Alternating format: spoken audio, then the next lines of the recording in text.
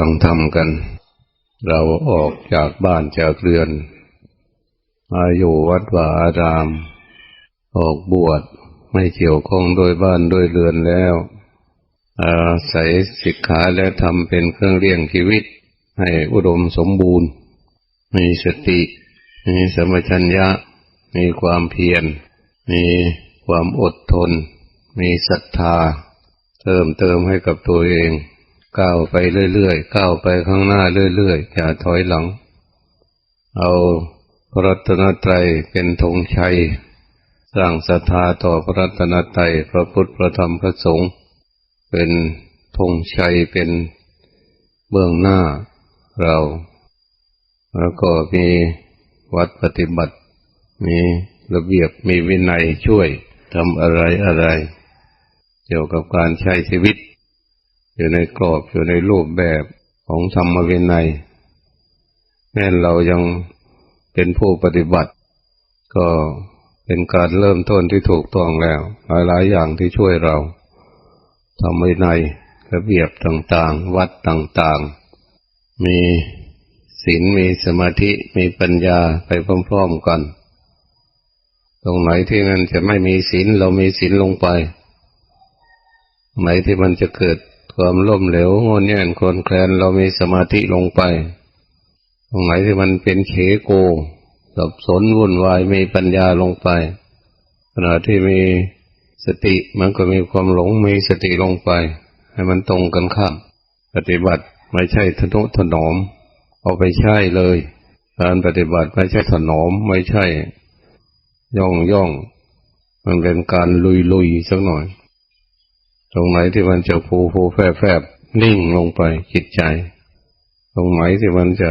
ทะเยอทะยานลงไประเบียบต่างๆเข้าไปประดับตกแต่งเหมือนกับมีรถมีราใช่รถใช่ราใช่ในเวลามันจะผิดรถถ้ามันดีมันมีคุณภาพตรงไหนที่มันมีหลุมมีบ่อมันจะพยายามใช่ซกใช่อัพใช่แหนบใช่การขับหยอดหลุมคนขับรถก็ต้องรู้จักหยอดหลุมรู้จักเปลี่ยนเกียร์ขึ้นเขาลงเขาไม่ใช่ว่าจะไปแบบเดียวคนขับรถคนปฏิบัติธรรมก็เหมือนกับคนขับรถศีลสมาธิปัญญามันมีให้เราใช้ศีลใช้สมาธิใช้ปัญญาใช้ความเข้มแข็งใช้ความเพียรใช้สติใช้ความอดทนไปพร้อมๆกันหลายๆอย่างปฏิบัติธรรมไม่ใช่รุ่มดอนมีหลายอย่างที่สนับสนุนเป็นกองเชียร์ทำให้เราผ่านพ้นไปหลายอย่างทำให้หลุดให้พ้นทำให้มีทำให้ไม่หมดไปความหลงมันเกิดขึ้นทำให้ความหลงหมดไปเรียกว่าปฏิบัติความทุกข์มันเกิดขึ้นทำให้ความทุกข์มันหมดไปจึงเรียกว่านักปฏิบัติอะไรต่างๆที่มันจะเกิดขึ้นมันเป็นหน้าที่ที่เราจะต้องปฏิบัติมันเป็นงานเป็นการมันมีงานมีการให้เราทำเราได้ทำเรื่องที่มันผิดให้มันถูกนั่นแหละเรียกว่าผู้ปฏิบัติธรรมเราได้ทำเรื่องที่มันจะหลงทำให้ไม่หลงนั่นแหละผู้ปฏิบัติธรรมเราได้ทำสิ่งที่มันทุกข์ทำให้ไม่ทุกข์นั่นแหละเรียกว่าผู้ปฏิบัติธรรมถ้ามันไม่มีอะไรเกิดขึ้นก็มีสติเรื่อยๆไป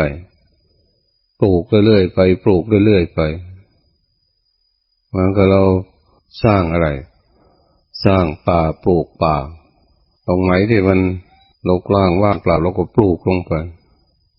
การปลูกป่าเป็นการพูดแบบง่ายๆแต่ว่ามันมีอยู่ตรงนั้นหลายอย่างปลูกแล้วก็รักษาแล้วก็ดูแลจัดสรรกับตัวเองลำดับมันจึงจะเกิดป่าเหมือนหลวงพ่อปล่อยให้ต้นไม้มันตายไปต้นหนึ่งนะแสดงว่าไม่เป็นนักปลูกป่าเวลาปลูกลงไปแล้วก็ถ้ามันแห้งแล้งมันเหี่ยวต้นไม้บางต้นมันก็อ่อนแอต้องช่วยต้องให้น้ำมันต้องดูแลมันต้นไม้บางต้นมันก็ไม่อ่อนแอพอปลูกขึ้นเลยก็มันจึงจะเป็นการปลูกป่ามันจึงจะเป็นป่าขึ้นมาก็ลำดับตามการตามเวลาเป็นปีนี้เราขุดสระโล่งไปหมดเลย วันนี้เราก็จัดการกับตรงไหนที่มันโล่งให้มันมีต้นไม้เกิดขึ้นกำลังจะเสร็จแล้วเหลืออีกไม่กี่ต้นการปลูกสติก็เหมือนกันตรงไหนที่มันอ่อนแอมันชอบหลงใส่มันลงไปใส่ความรู้สึกตัวลงไปตรงไหนที่มันควรจะโกรธจะทุกข์ก็ใส่ความรู้สึกตัวเข้าไปให้มันเต็มพื้นที่ในชีวิตจิตใจของเราจนเรียกว่ามีสติเป็นหน้ารอบนั่นแหละมันมีหรอกมันไม่ใช่ปีไม่ใช่รอคอยนักปฏิบัติไม่ใช่นักรอคอยชะเง้อชะง่าไม่ใช่มันมีงานมีการใช้ชีวิตประจำวันแต่ตื่นจนหลับในเวลาหลับมันยังปฏิบัติธรรมนะถ้าเราฝึกจนเป็นจริตนิสัยนะอาจจะเป็นนิสัยสักหน่อยการปฏิบัติธรรมไม่ใช่รอชั่วโมงนั่นชั่วโมงนี้นิสัยเรานิสัยที่จะลู่ไปเรื่อยๆไปเรื่อยๆถ้าจะไปแบบเต่าก็ดีค่อยๆไปเรื่อยๆไปเรื่อยๆแต่มั่นคงไม่เหมือนปฏิบัติธรรมเหมือนกระต่ายพอถึงเวลาวิ่งเอาพอถึงเวลาขี้เกียจก็หยุดเอานอนเอาหลงเอามันก็ไม่มีค่ามันก็หมดได้มันเสื่อมได้ถ้าไปแบบเต่าคลานไปเรื่อยๆไปลู่ไปเรื่อยๆไปแต่ว่าหนักแน่นดีอาจจะไม่โหมอาจจะไม่เดินจนเหงื่อไหลใครย่อยอาจจะไม่นั่งจงหลังกดหลังงอเพิ่มกับการใช้ชีวิตไปกับการมีชีวิตเพิ่มกับการใกล้ใช้ชีวิตไปกับงานกับการลำดับลำนำมีสติมีงานมีการตื่นขึ้นมาเอาอะไรมีสติรอบรู้อาจจะดื่มน้ำ5 แก้วก็ตื่นขึ้นมาก็ดื่มน้ำ5 แก้วเอาห้องน้ำห้องท่าเก็บสิ่งเก็บของปิดกุญแจหน้าต่างปิดประตูหน้าต่างไปให้มันถูกต้องอย่าพะวักพะวงตรงไหนที่มันพะวักพะวงเสริมให้เกิดความรู้แม่นยำชัดเจนอันนี้ปฏิบัติธรรมหลายอย่างไปพร้อมๆกันนะความเป็นระเบียบเรียบร้อยก็ไปพร้อมๆกันการนุ่งห่มผ้าก็ไปพร้อมๆกันการถือบาตรการอุ้มบาตรก็ไปพร้อมๆกันก็ให้มันงดงามไปพร้อมๆกันไม่ใช่แบบฝืนแบบแสแสร้งแกล้งทับภายในมันเป็นแล้วมันจึงเป็นภายนอกการปฏิบัติธรรมมันไปหลายอย่างพร้อมๆกันไปความหลุดพ้นก็พร้อมกันไปนั่นแหละตรงไหนที่มันขวางกั้นก็เพื่อให้เกิดการหลุดพ้นตรงไหนที่มันล่มเหลวทำให้เกิดความเข้มแข็งอยู่ด้วยกันโดยเพราะเรื่องกายเรื่องจิตเนี่ยมันเป็นอย่างนั้นอย่าไปเอาเรื่องอื่นมาเป็นเกณฑ์ความหลงแม้มันจะมีเรื่องอื่นก็เน่งเอาไว้เช่นเวลาเราทำสมาธิเสียงโกกากเสียงไฟนิ่มมันเจงตรงนั้นนะไม่ใช่พอมีอะไรเกิดขึ้นก็ล่มเหลวหวั่นไหวไม่ใช่นิ่งตรงนั้นนะมีเสียงอะไรที่มันทำให้ตกอกใจทำให้ขาดสติขาดสมาธิเพิ่มลงไปมันจะมีความเก่งเป็นประโยชน์ตรงนั้นนะไม่มีอะไรที่ทำให้เราเปลี่ยนแปลงถ้านักปฏิบัติจริงๆมันมีงานมันเป็นการให้เราทำในเวลาขณะที่มันจะหลงทำให้ไม่หลงทำให้จิตใจหนักแน่นตรงที่มันอ่อนแอปฏิบัติธรรมเป็นอย่างนั้นมันจึงจะมีคุณภาพถ้าไม่เช่นนั้นไม่มีคุณภาพจะไม่เก่งเวลานั่งยกมือสร้างจังหวะ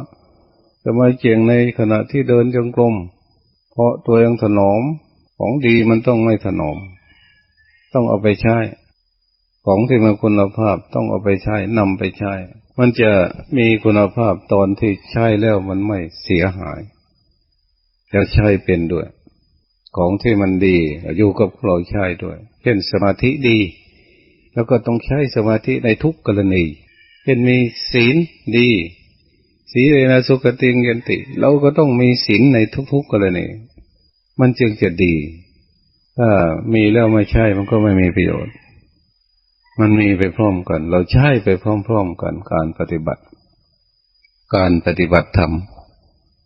มันเป็นเรื่องประดับตกแต่งมันเป็นเรื่องเสริมสร้างมันเป็นเรื่องวิวัฒน์พัฒนาวิปัสสนาเนี่ยวิตัวนี้คือมันพัฒนาวิเศษอยู่ทุกอย่างเวลาใดควรที่มีศีลเวลาใดมีวินัยระเบียบวินัยวินัยก่อนวิก็วิเศษนัยยะก็นำไปเรื่อยการปฏิบัติธรรมนำไปเรื่อยๆสู่นัยยะวินัยนำไปสู่ความหลุดพ้นนำไปสู่ทางวิเศษ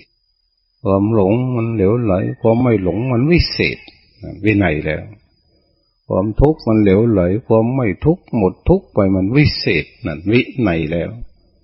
วิธรรมวินัยธรรมวินัยมันเป็นอย่างนั้นไม่ใช่จะมาอวดมาอ้างนุ่งผ้าห่มผ้าเดินฉันอะไรต่างๆอันนั้นก็เป็นอันหนึ่งช่วยกันไปก็อาศัยเกาะอาศัยลาวไม่หรอกไปวัดปฏิบัติตื่นขึ้นมาตีสามตีสี่เตรียมสวดมนต์ไหว้พระฟังเทศน์ฟังธรรมทำสมาธิทำใจ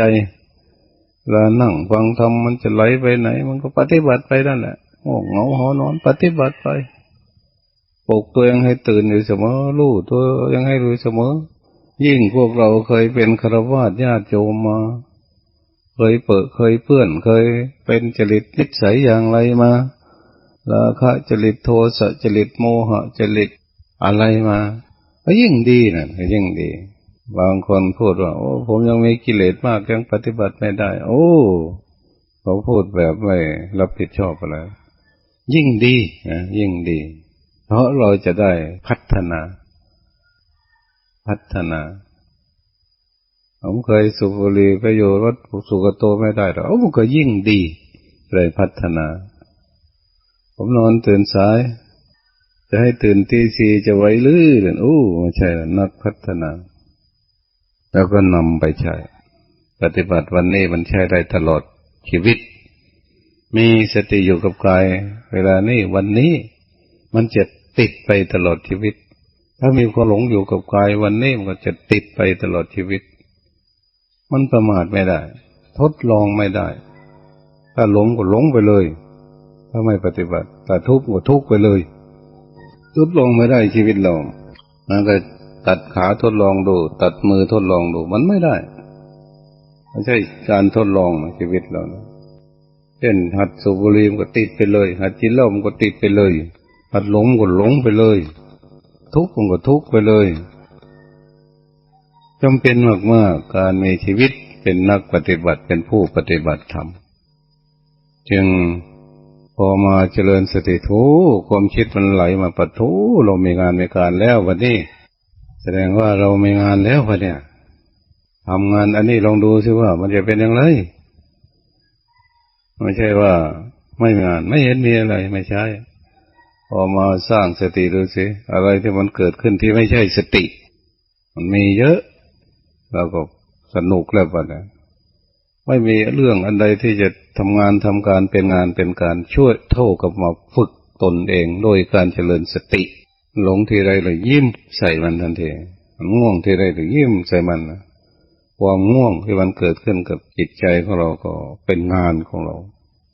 ความหลงที่มันเกิดขึ้นกับชีวิตจิตใจของเราก็เป็นงานของเราความโกรธความทุกข์ความคิดหมกมุ่นอะไรต่างๆมันเป็นงานของเรางานของเราก็ทำอยู่นี่รู้อยู่นี่คู่ไปกับความอะไรต่างๆยืนหลักจุดยืนมีอยู่แล้วรู้อยู่นี่อะไรมันจะเกิดขึ้นรู้อยู่นี่มันจึงเป็นปฏิบัติได้จึงเป็นการให้ผลได้ไม่ใช่เราไม่มีงานมีการเราเคลื่อนไหวอยู่มันก็รู้อยู่มันเป็นกอบเป็นกรรมมันเป็นมรรคเป็นผลอะไรมันหลงเราก็รู้อยู่มันเป็นงานเป็นการเปลี่ยนความหลงเป็นความรู้เนี่ยไม่มีอะไรที่จะสมน้ำสมเนื้อเท่ากับงานแบบนี้สมน้ำสมเนื้อให้ว่าอย่างไรเป็นกอบเป็นกรรมเป็นมรรคเป็นผลเหมือนชาวนาชาวไร่ปีนี้มีมรรคมีผลได้ข้าวปลาอาหารเต็มมรรคเต็มผลชาวไร่ชาวสวนพ่อค้า เอากำไรเขาค้าขายเขาเป็นมรรคเป็นผลหลวงพ่อไปนี่ไปเที่ยวหลายประเทศมีกำไรดีมันต้องเป็นอย่างนั้นไม่ใช่ล้มเหลวไม่มีคำว่าล้มเหลวการปฏิบัติธรรมนะล้มเหลวมันเรื่องอื่นต่างหากนักปฏิบัติหรือว่าผู้ปฏิบัติธรรมกายใจของเราเนี่ยไม่ใช่มันล้มเหลวตรงนี้เคยมีคนมาสัมภาษณ์หลวงพ่องานหลวงพ่อมันล้มเหลวรักษาป่ารักษาสัตว์ป่าไม่มีสักตัวตนไหนรักษาต้นไม้ก็ไปแล้วหมดแล้วครึ่งหนึ่งแล้วเกินครึ่งไปแล้วต้นไม้ต้นโตๆถูกตัดถูกทำลายไปหมดสิ้นเลยแต่ว่าหลวงพ่อไม่ล้มเหลวไม่ใช่ความผิดของเราถ้าเราเป็นคนทำผิดเองจึงจะเป็นการล้มเหลวเราไปฆ่าสัตว์แม้แต่เขามาหลอกหลวงพ่อกินเนื้อเก้งเนื้อกวางหลวงพ่อก็ไม่กินเพราะหลวงพ่อรู้เขามาหลอกให้หลวงพ่อฉันเนื้อหมูป่าหลวงพ่อก็ไม่ฉันเพราะรู้จักต่อไปปลาตัวใหญ่อาจจะเป็นปลาสุกโตอาจจะไม่ฉันปลาได้ข่าวว่ามีปลาตัวใหญ่แล้วอาจจะไม่ฉันปลาตัวใหญ่จะฉันปลาตัวเล็กหรือเป็นอย่างนั้นไม่ล้มเหลวชีวิตเราแต่ว่างานมันล้มเหลวมันก็ยิ่งภูมิใจเราก็หมดแล้วเอามือเคาะหัวเข่าไม่ใช่ความผิดของเรารู้แล้วมันคนหลายคนเราของมือเคาะหัวเข่ามั่นใจอยู่ตรงนั้นเราไม่ได้ทำผิดเพราะกายเพราะใจของเราแม้จะมีอะไรที่เกิดขึ้นเป็นเรื่องเป็นราวอะไรก็ตามมือเคาะหัวเข่ามือเคาะหัวเข่าแบมือออกกำมือไว้เคาะหัวเข่าไม่ใช่ความผิดของเราอันนี้ปฏิบัติธรรมมันต้องมั่นคงนะเราอยู่ตรงไหนอะไรก็ตามอาจจะเป็นจะตายมันเกิดขึ้นกับรูปกับนามแต่ไม่ใช่เรื่องของเราเรื่องของเราบางอย่างในความไม่เที่ยงก็มีอยู่เรื่อยไปเฮเราไปเรื่อยไปบางอย่างที่มันเกิดขึ้นกับกายมันก็เป็นทุกข์มันก็เฮไปในความไม่เที่ยงก็ให้เรามั่นใจในความเป็นทุกข์ก็มั่นใจในความไม่ใช่ตัวตนมันไหลไปของมันแต่ก่อนเคยเดินยุ่ยรอบวัดเดี๋ยวนี้ไม่ค่อยยุ่ยเท่าไหร่แล้วกันไม่ว่าจะไปปลูกต้นตาลคันโคสะก็ยังรอรถจานงวนอยู่ว่าจะไปเอาต้นไม้ต่างๆก็ไม่ค่อยไปแล้วต้องรอพอดีเมื่อวานเนี่ยคนอะไรมาแบบพาหลวงพ่อไปเอาต้นไผ่พาหลวงพ่อไปเอาต้นกันทมมาปลูกตรงนี้บ้างก็ได้พอเขาจะไปไถป่าถนนบอกอาจารย์เสร็จพาไปด้วยนะมันก็เป็นอย่างนั้นไปแล้วนะไม่ใช่ล้มเหลวเราไม่ล้มเหลวแต่ความไม่เที่ยงความโรยล่ายของสังขารบางอย่างเราก็รู้เราก็ไม่ใช่ความล้มเหลวของเราไม่ใช่ความล้มเหลวเราไม่ล้มเหลวนั่นจึงปฏิบัติธรรมมันเป็นมรรคเป็นผลเป็นกอบเป็นกรรมสมกอบสมกรรมมีจริงๆเก็บไว้กรรมไว้มันก็ใช้ได้จริงๆเป็นกอบเป็นกรรมขึ้นมาทำงานมือเปล่าไม่กายมีใจมาเปล่าๆพอมาทำขึ้นมาเกิดเมื่อเกินผลเกิดที่กายที่ใจเลิกสูบบุหรี่เลิกกินเหล้าเลิกโง่หลงงมงายเป็นกอบเป็นกรรมเลิกทุกเลิกไม่มีอะไรต่างๆเป็นกอบเป็นกรรมขึ้นมากอบกรรมของมรรคของผลเนี่ยมันไม่มีอะไรถ้าจะว่างก็ว่างถ้าจะเต็มก็เต็มอยู่ในลักษณะเดียวกันว่างจากความหมายความเป็นตัวตนเต็มไปด้วยสติสัมปชัญญะความรู้สึกความระลึกได้เขามีอะไรก็มีไปเถอะเราได้หลักตรงนี้แล้วเนี่ยนะหลักของเรามาอยู่ตรงนี้แล้ววิเศษแล้ววิเศษแล้วนะวิเศษจริงๆการปฏิบัติธรรมนี่แหละงานมนุษย์ไม่ใช่งานของพวกอบายภูมิเขาก็เสวยวิบากกรรมของเขาเป็นทุกข์เป็นโทษงานของมนุษย์ต้องเป็นมนุษย์โซ่ซิเป็นมนุษย์หรือยังว่าเป็นมนุษย์หลงไปเลยเป็นเอาความชั่วไว้หลังแล้วมุ่งสู่ความดีข้างหน้าพระรัตนตรัยเป็นธงชัยงานมนุษย์เมื่อเราเข้ามาบวชถามว่ามนุษย์โซ่ซิเป็นมนุษย์หรือยังอามะพันเตเป็นมนุษย์แล้วไปแล้วบ้านะ เอาความชั่วไว้หลังแล้วปะนะความดีไม่เท่าไหร่ไปพิเศษเท่าไหร่ไปบวชตามรูปแบบใส่ใจมาตั้งใจมาบางทีก็มาจากสวิตเซอร์แลนด์ใช่ไหม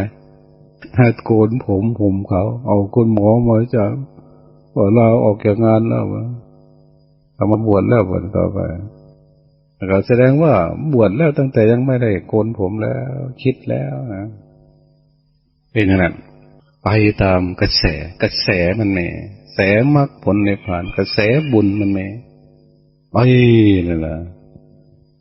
คือไม่ศรัทธาเนี่ยบางทีก็ลางานลาการมาลูกหลานบวชใหม่เอ้าลางานลาการมาพี่น้องซ่องซ่อสรรเสริญเป็นห่วงติดตามมาดูอยู่ได้หรือเปล่าโอ้ไปกลัวทำไมตรงไหนที่มันลำบากเราต้องลุยมันสักหน่อยไม่ใช่อ่อนแอสมัยหนึ่งเคยอยู่ที่นี่เคยมีพระหลวงตามาจากอำเภอหนองสงห้องจะมาอยู่กับหลวงพ่อนี่แล้วมาสมัยนั้นอยู่คนเดียวพอมาแล้วก็คุยกันไปคุยกันมาคว้าบุหรี่ออกมาสูบสูบบุหรี่จังเลยที่นี่ไม่ได้สูบบุหรี่นะเอาบุหรี่ใส่ย่ามผมก็ชนะผมจะไปเยี่ยมบ้านญาติสักหน่อยอยู่เนี่ยใกล้ๆบ้านนะพ่อกว้างเป็นญาติกันนี่บ้านพ่อกว้างอยู่ใกล้ๆนะก็เลยไปพายย่ามไปพายบาตรไปไม่ออกมาเลยไปไม่ออกมาวัดเลยนอนอยู่ในบ้านกำลังน้อยนอนอยู่ใต้เหล้าบอกให้ออกมาไม่ออกมาไปเลยแอบบุหรี่เลยไปเลยกลัวแล้วไม่ไหวนะไม่ไหวอย่าล้มเหลวอย่างนั้นนะพวกเรา